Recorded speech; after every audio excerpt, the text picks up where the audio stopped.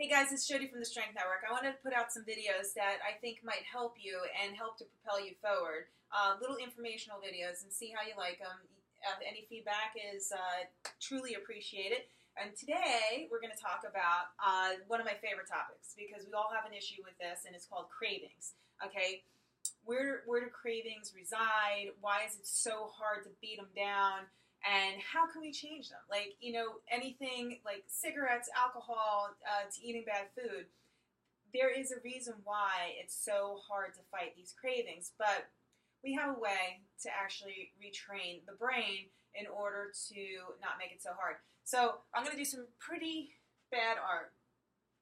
I'm not an artist. So I hope you can follow along. I wanted to let you know that the biggest mistake we try to make, the biggest mistake that we make is trying to fight cravings. Okay, I'm going to show you why you can't do that, but I'm going to draw a really bad brain first.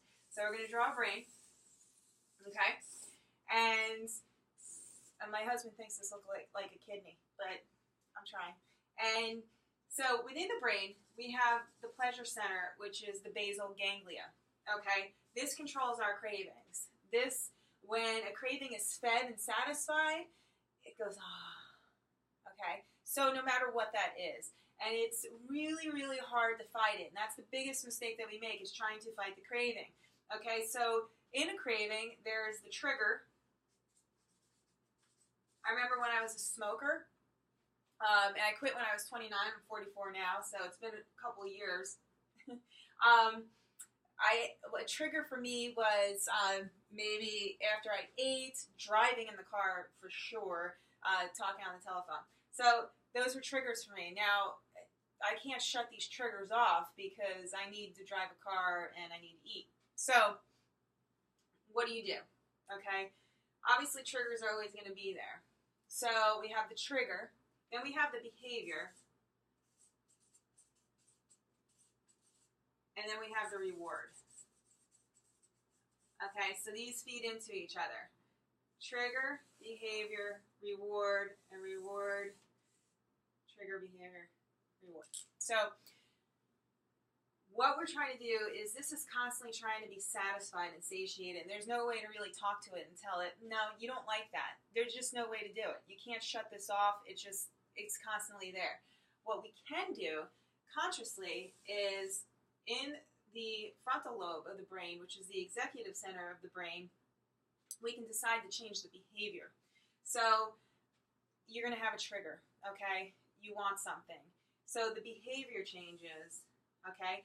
And the trick here is to have a behavior that sets off a reward. So smokers typically, in order to quit smoking, they take up running, or they take up exercise in general. And this is because they get triggered, they go and do the behavior, whether it's running or exercise, and the reward is actually pretty powerful, because not only is it an emotional reward, but it's an actual physical reward, because we're actually releasing really, really helpful hormones.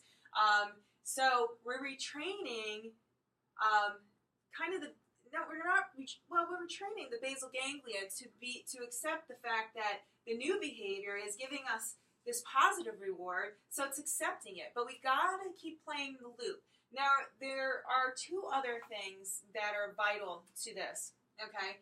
So they found out, they did a study in Alcoholics Anonymous, and they found out, of course, this, and, they had to change the behavior, and the reward had to satisfy the basal ganglia, but that wasn't always enough, okay? So what they found out is community, okay?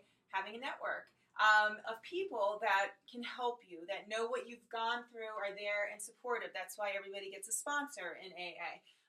That was really, really effective, okay? But it wasn't the last step, okay? So they found that, even with a sponsor and with the network, sometimes what happens is life events happen. So you could go off the wagon for like 6-7 years, and you have something pretty significant, and then we get a trigger. Something triggers. Usually a significant life event triggers something. And they fell back into the same patterns. So they were like, well, what's the missing link? because you do need all four of those. So you need to change the behavior, which facilitates a reward that's just as satisfying. And then you need the community, but it was another thing missing, and that was belief. So it could be belief in anything, but the most powerful belief is a belief in yourself. So having faith and belief was very important for these people to move forward. So what we do at the Strength Network is we show you ways to install new behaviors, okay, that'll satisfy this trigger, that will satisfy your basal ganglia.